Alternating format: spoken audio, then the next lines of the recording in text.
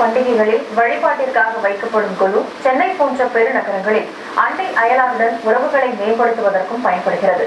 இதனால் சாதி, மதம், இனம் கடந்து மனிதத்தை கொலு வளர்ப்பதாக கூறுகின்றனர் சென்னை வாசிகள்.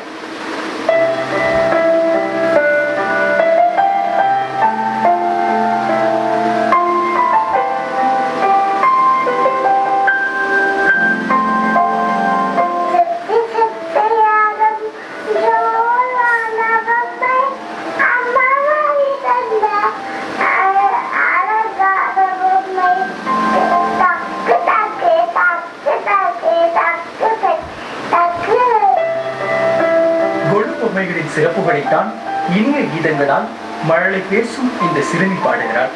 நவராத்திரி பண்டிகை என்றாலே அழகிய குழு பொம்மைகளுக்கு தனி இடம் உண்டு. நவராத்திரி பண்டிகைகள் புராண கதைகளை விளக்கும் வகையில் கடந்த காலங்களில் குழு அமைக்கப்பட்டன. ஆனால் தற்பொழுது இயற்கை வளம், குழந்தைகளுக்கான நீதி கதைகள், வரலாற்று காட்சிகளை விளக்கும் வகையிலும் சமுதாயத்தில் விழிப்புணர்வை ஏற்படுத்தும் வகையிலும் குழுகள் வைக்கப்படுகின்றன.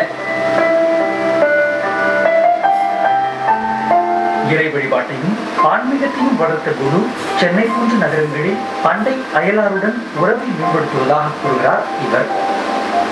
இங்கெல்லாம் தனி வீட்டில் இருக்கிறதுனால ஒரு சில பேர் தான் நமக்கு தெரியும்.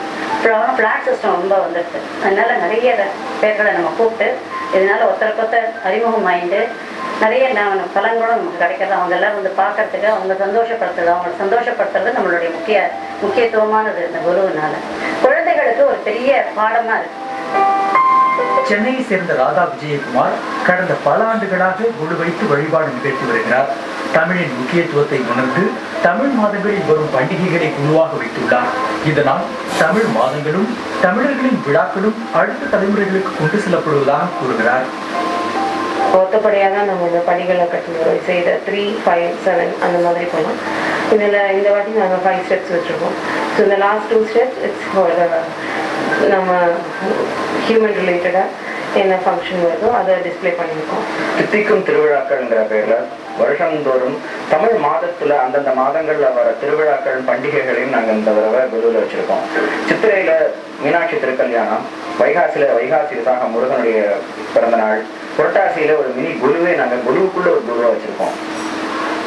குழு வழிபாட்டிற்காக வீட்டுக்கு வருபவர்களுடன் உறவை வளர்க்க உணவு பதார்த்தங்களை பகிர்ந்துள்ளதல் ஒரு வகையில் நல்லுறவை வளர்க்க உதவுவதாக கூறுகின்றனர்.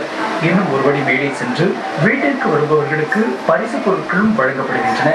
இதனால் ஜாதி மதம் கடந்து அண்டை வீட்டாருடன் நெருங்கி பழகும் வாய்ப்பும் அதிகரிப்பதாக கூறுகின்றனர் குழு வைப்பவர்கள். அடுக்குமாடி குடியிருப்பில் அக்கம் பக்கத்தில் கூட அறிமுகம் ஆக முடியாத இன்றைய அவசர சூழலில் இது போன்ற திருவிழாக்கள் நட்பையும் சமூக ஒற்றுமையும் வளர்க்கும் என்பதில் சந்தேகமில்லை. புதிய தலைமுறைக்காக ஒளிப்பதிவாளர் ஏனசுடன் மணிகண்டன்.